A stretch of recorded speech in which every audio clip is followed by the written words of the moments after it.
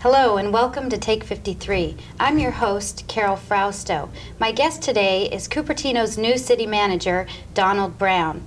In the next 30 minutes, we'll learn the ins and outs of being Cupertino's new city manager, so please stay tuned for Take 53.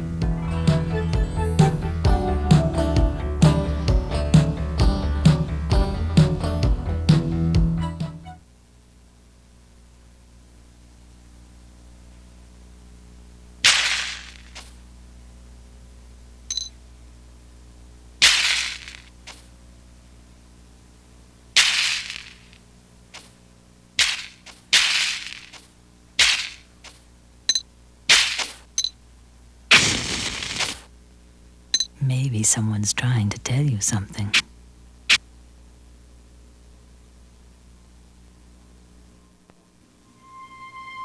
It would be one of the most important news events of our time. It would mean the end of a major cause of heart disease, the elimination of a major cause of kidney disease, the eradication of a major cause of blindness. It's why we're spending millions in research dollars every year to make it happen. Won't you support one of the greatest research efforts of our time?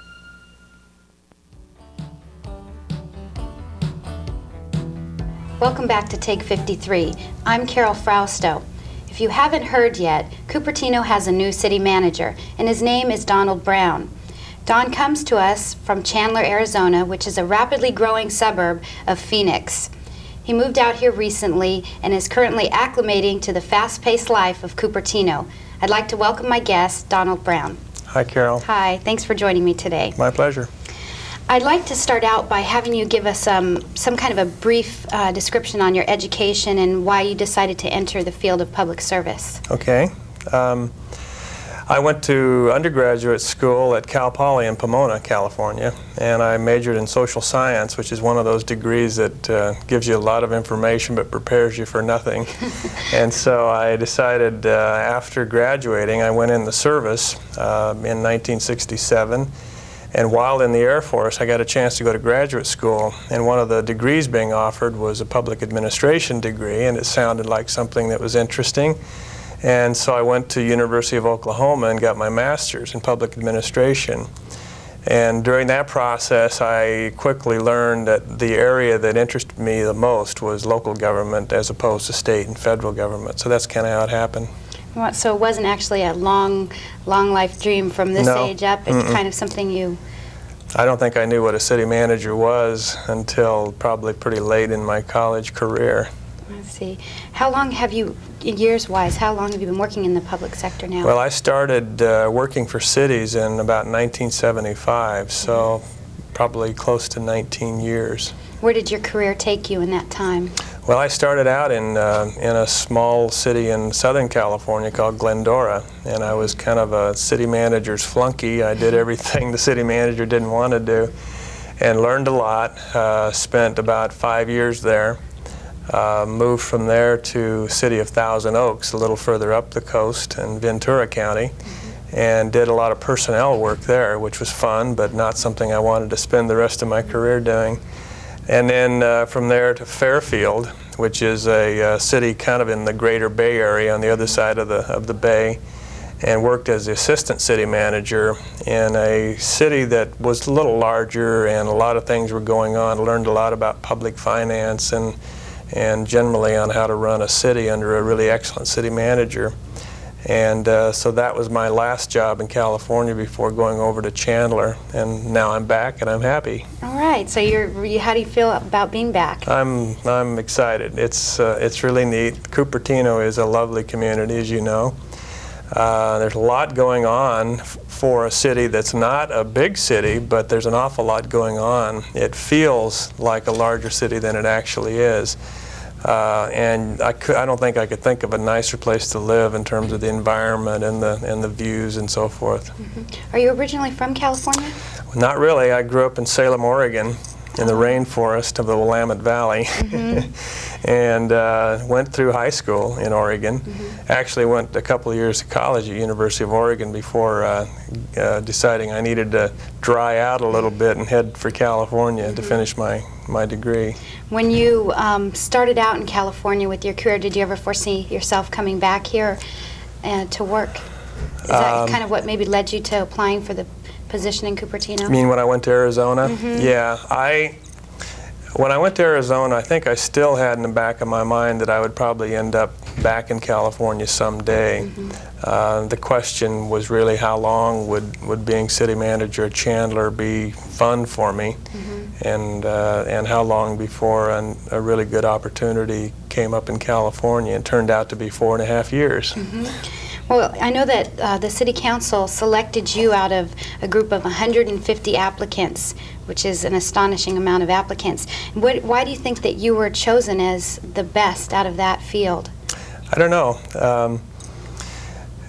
You know, not knowing the other applicants, it's difficult to say. I'm flattered, certainly, to be selected. I kind of think perhaps, based on some of the questions that the council gave to me, I think they liked my personal style, which is a fairly relaxed and informal style. And I think also they saw a fairly good base of experience in a variety of circumstances. Most of the issues, I think, facing Cupertino I've had something to do with and have been somewhat successful in some of them. So I guess it's a combination. And I guess finally I've found this to be true when I've selected people for positions, a lot of it has to do with the chemistry of the group and the individual. And you may have the greatest applicant in the world, and if it just doesn't work right, then it doesn't work. And I suppose some of that happened as well. I felt very comfortable with the City Council. In that process, the selection process, did you get a chance to meet any of the staff at all, or were you mainly meeting with the City Council and the mayor? No, well, I didn't meet with any of the staff prior to really knowing that I was the selected candidate. Before it was announced that I was the chosen city manager, I got a chance to spend some time with Bob Quinlan, which was very nice, and he did a really neat thing. He took me around and introduced me to some people while he was still here, and I think it helped kind of give people a feeling of continuity, that it was not one guy leaving and then a gap and then a new person starting. It was really a real planned handover of the reins. When you found out that you were actually the one that was selected, did you have any reservations at all about accepting the position? My only reservation was whether I could afford to buy a home here for my family, and that has we've been able to work that out, so no reservations. That's great. What do you feel, what are some of your general impressions now that you've been in Cupertino a little while? Are they different at all from the impressions that you had when you first got here? Have they changed? No, I think they're pretty consistent. You know, my very first impression, I remember driving in on Stevens Creek Boulevard in a rental car with my wife, just sort of looking and scanning the environment, and I think my comment to her was something like, "Isn't this a beautiful city?" And I think that impression has even gotten stronger the more I drive around and look at the community. It's just been very well planned and developed, and you can see that there's been a high priority for quality growth here. So that's an impression that's gotten stronger.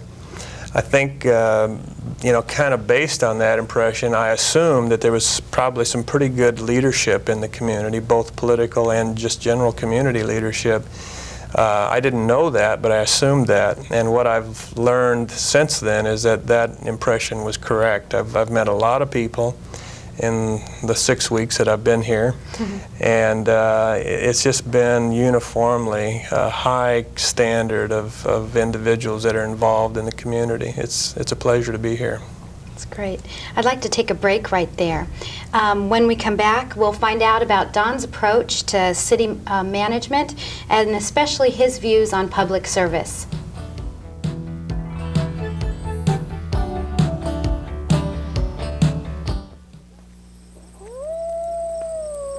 What was that?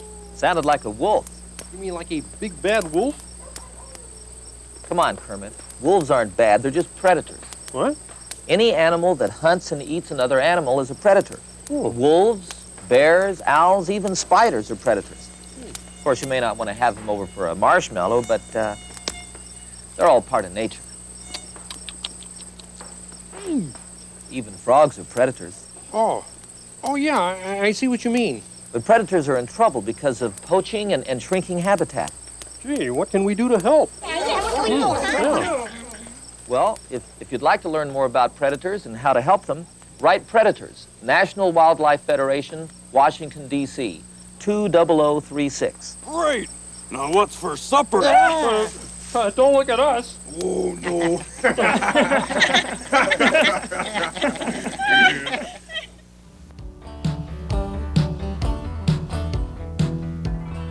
Welcome back to Take 53. I'm talking with Cupertino City Manager Donald Brown. Now, Don, earlier you mentioned the fact that you really didn't have a chance to meet the staff. How did you, in that brief amount of time, start preparing yourself after you found out that you were accepted in the position? Good question. I was contacted, the city hired a recruiting firm, as you know, to look for qualified applicants, and the person that was doing the recruitment happened to be somebody that I had known before, and so I kind of pinned him down to tell me a lot about Cupertino before I considered applying, and he told me a lot of things that sounded good. But knowing that he was a recruiter, I decided I ought to check it out with some other people as well. I know some people in the area that work for other cities, and also because I was in California before, there's some people that I think know generally about Cupertino and the area. And so I just called some folks and talked to them about it. And you know, the universal response was it's a quality community, it's had really good management in the past, good staff, and good political leadership, and you ought to take a close look at it. And in addition to that, the city was kind enough to send me, as a prospective applicant, a large quantity of material about the city, the budget and the general plan and all that sort of thing. And reading that material also kind of, you know, emphasized the same feeling that it was a real interesting situation. That's good. So it sounds like you got some time to find out what you're getting yourself into here. Now, on the qualities of a city manager, do you feel that there is maybe a set of qualities that are better to have in a person that's going to take this kind of position, or at least some that are very important? Well, it seems to me that the city manager job has evolved today into really a people manager job. Early on, a lot of city managers were more technically oriented, engineering backgrounds or construction backgrounds, because those were the people, you know, they were involved in infrastructure, building cities. And I think these days, with all the professional staff that's available to the city manager, you don't need to be that specialist, technical expert. You need to know a little bit about a lot of stuff. But the prime quality, I think, is just knowing how to get the most out of people and having them feel like they're valued and a part of the overall program. That sounds kind of a lot maybe about your management style. Yeah, I think so. Yeah. Yeah. On another subject, how do you feel is the best way to interface with the City Council? Do you think it should be on a one-on-one level, or that it's more of the superior-subordinate relationship? I think it works best if you sort of feel like you're on an equal level. Now, there's no question about who's in charge to me. I mean, it's the City Council, and I don't think that's an issue. I do believe that to the extent that you can interact, and I like to do that one-on-one as much as time permits, you can find out a lot about what the individual council members want. You can maybe construct some compromises that'll make things work better for everybody, and you don't get into situations where there's conflict developing. So I try to devote enough time to individual relationships, knowing that there are going to be situations where you're going to need to talk to the entire council together to kind of get some consensus views as well. I see. You had a couple comments on public service and how you view that. How do you view a city's government's relationship with their community? Okay. Well, I've got some strong opinions on that. Foremost among them is that we are here to serve, and that's real simple bottom line stuff. And that everything that we do ought to be built off that assumption. And that means that we not only do the technically correct thing when we deal with the public and when we deal with all our projects, but that we go the extra step and we treat people like we care a lot, which we should, and that they're special to us, and that we're going to go the extra mile to make sure they get the service they deserve. So I'm going to be one of those people that are watching for those telltale signs of not doing the extra mile for the public, and I think you'll probably hear a lot about that in the city. So it sounds like stressing public service is your bottom line. Yep. Sounds good. In November, an issue that came up a lot around election time was open space. And I know that many citizens in Cupertino are concerned with preserving the rural look of this community. I don't know, I wanted to find out from you if you feel that this is possible, especially in the light that Cupertino is in a rapidly growing metropolitan area. So what do you feel about that? I don't think Cupertino looks real rural anymore. It looks pretty metropolitan to me coming in. I think there's some characteristics that make it feel more open than maybe other cities in a metropolitan area, and that has to do with the hillsides around us, and I think we have to be extremely sensitive to keeping some of those open, and I think we've done a good job at that. And also, I think having open space near to people so that they don't have to go a long way. And I had a great park tour with Steve Dowling, the director of Parks and Recreation. And I think Cupertino has done an excellent job in preserving open space. There's still some to be acquired and developed. But you know, over the years, that's been a priority. And we have some special places in this city that aren't common in metropolitan areas. There's sort of that open space feeling along the creek with the golf courses and McClellan Ranch Park and that, and I think those need to be preserved in the long run. That's good. So then, kind of in the footsteps of the way things have already been going, you're going to try to go along that line of continue to work to conserve and save open space. Yeah, absolutely. And I think the Parks and Recreation Commission and the staff and the council have done a pretty good job of sort of painting the picture of the future on that. And I think our task is just to make sure we don't lose sight of that picture. Another unique aspect of Cupertino is the fact that we contract for services, the fire, the police department, water, and our sewer assistance. And how do you feel about this? Do you think that we should stay on the lean side of government, or that Cupertino should get in the business of having a full service departments in these areas?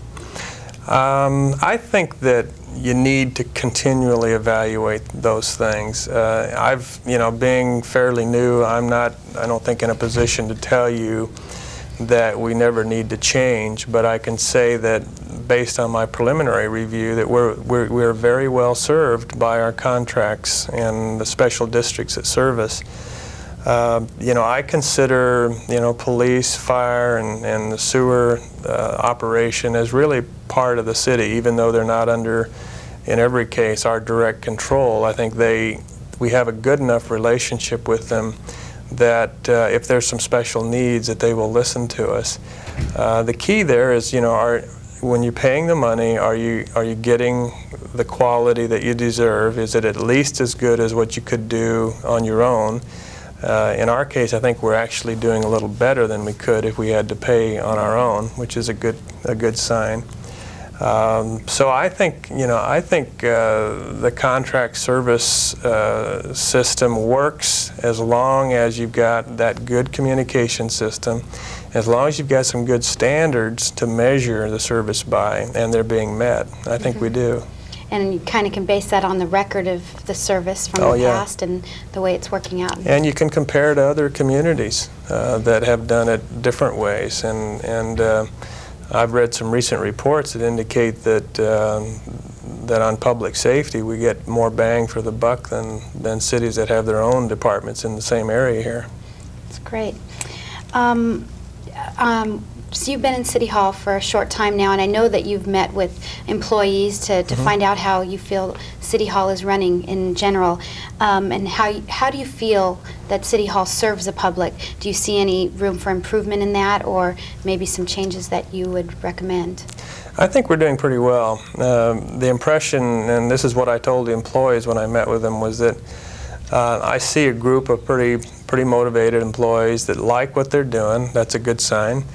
And they enjoy working in the public sector. And I think that's something you either have or you don't. And if you don't, you probably ought to find another line of work, because it's not going to be very fun for you. But I think, if observing just casually what goes on and how people greet people and how people deal with people on the telephone, that the right attitudes are there to do the things that are important to me. I think we can always do better. I think maybe there's some technical things that we could improve upon. I'm not satisfied yet that our phone system is all it could be, and that's important. That's a device. It's a technique to let the public get to you quickly and get served quickly. If that's not happening, then we need to take a look at it and see if we can improve on it. But I think the basic value system of the employees is where it should be, and I think with some additional emphasis that I'll place on customer service, I think we'll only get better. In the last few minutes, we've been talking about some of the different programs that Cupertino has, if it's the quality of service or the programs like the open space and the plans for that. How do you feel about initiating innovative new programs in Cupertino, especially since there may be some type of risk factor involved in that? Well, I've always felt that we ought to provide an environment that encourages reasonable risk-taking. And reasonable to me means it's when you're doing things, you sort of try them out in a small way before you explode them on the scene. So I'm a real believer in the kind of prototypes and trial and error kinds of things. And I will be encouraging and have been encouraging people to go ahead and try some things on their own, try some new techniques and challenge sort of the old ways of doing things. The worst thing that can happen is that your new idea doesn't work and you go back to doing it the way that it was done before. I think as a city manager, I need to tell people that I have a tolerance for some failure, as long as you're taking the risks for the right reason. And I need to set up some buffer with the city council so that, when we try new things, that it's okay to do that. There's a lot of big companies out there that believe that their total existence is reliant upon new ideas, and they figure that about 10% of them are going to work, and that means 90% of the new ideas don't work. And if they didn't have a tolerance for those 90% not working, and they treated people badly when they didn't work, they wouldn't get the 10%. And so I think there's a real strong value to allowing people to try new things. So is that the 90% buffer then that they have, that they kind of expect that amount of thing, 10% I don't know to work? Yeah, I don't know what the percentage would be. My experience has been that in a public environment, your percentage probably has to be a little bit higher than 10% success. It's probably got to be in the 60 to 70% success range. Otherwise, we're all going to be in trouble. But right. Again, knowing that there's an ability to try things, I think people probably will have a pretty good idea of their success in advance.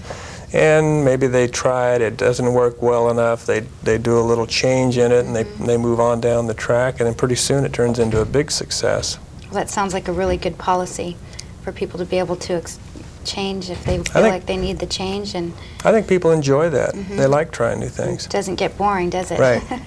I'd like to take a break right here, and when we come back, let's find out about some of your goals and the challenges that you see lying ahead for you in your position. Okay.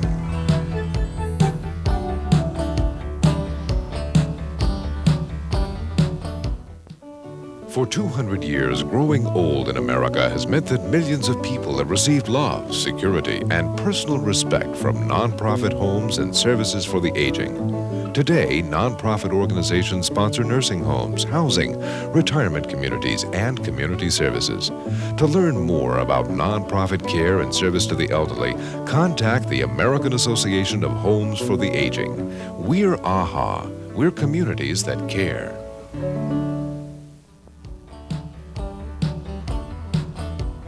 Welcome back to Take 53. I'm Carol Frausto, and I'm here with Cupertino City Manager Don Brown. Don, what are some of the goals that you've set for yourself so far? Well, I think the biggest one is to take a look at the long-term fiscal stability of Cupertino, the organization.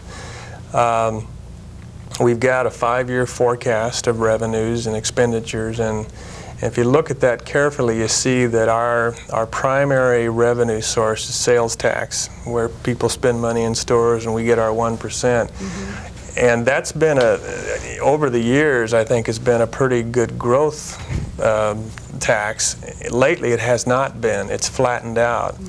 And but on the other hand, the expenditures are continuing to go up, you know, more or less tracking inflation, which is okay. I think what that tells me is that we need to look at ways to either look at other revenue sources or increase the viability of our sales tax. And I think the way to do that is to get together with the people, with the brains about taxing and long-term planning and do some strategic planning about that rather than just let it happen however it's going to happen. What do you see as being some of your unique challenges? The budget you just mentioned, but maybe any other challenges that you foresee for yourself? Well, certainly the ability to finance acquisition of open space is a big challenge. There's a couple of big projects on the horizon right now, as you know. One is any excess school land, and there's a site that's available now that we're negotiating at the Wilson Elementary School site with the Cupertino School District. We're also looking at a potential acquisition of the Anza Racket Club for community open space and activities. Land has gotten so expensive in Cupertino. In fact, somebody told me the other day that residential land is as valuable as commercial land, which is very rare. And what that means is that we've got to, I think, get pretty creative on how we're going to finance those things if we want to keep them as assets to the community. And I think there's a desire to do that. So that's a big challenge. Real quickly, on another show I met with Robert Quinlan, the former city manager, and one of my last questions I asked him, and I can't not do it with you, is on if he'd give you any advice. And what he said to me was, you know, I really don't think I would give him any advice coming into the position. And I was wondering what kind of a relationship has developed between the two of you, because, you know, he is a wonderful man. Yes. And if he has offered you advice, or if you've asked for advice maybe on some of your projects. Well, he's been very careful about that. I think he wants to make sure that I, have my own room and my own space to develop as a city manager. He's in the community. He's an active, citizen, and so I've tried to. I've met him at a couple of conferences. We've sat down and talked. We went to lunch one day a couple of weeks ago. And I've sort of tried to be the person picking the times and the issues. And he's been, when I raise an issue, when I ask him for some history on an issue or a question, he's very willing to give me that response. He doesn't try to influence me or my decision. He just tries to give me good information. I really appreciate that. That's great. I really do. I have to end the interview now, but I really do appreciate the time that you've taken and the insightful discussion that we've had. I appreciate that. And okay, it was Carol. Nice talking with you. Thank you very much. And good luck on your new job. Thank you. I'd like to thank my guest today, Don Brown. He's Cupertino's city manager. I'd like to thank you for joining me. I'm Carol Frausto, saying please join me as I continue to explore the issues that shape your community on Take 53.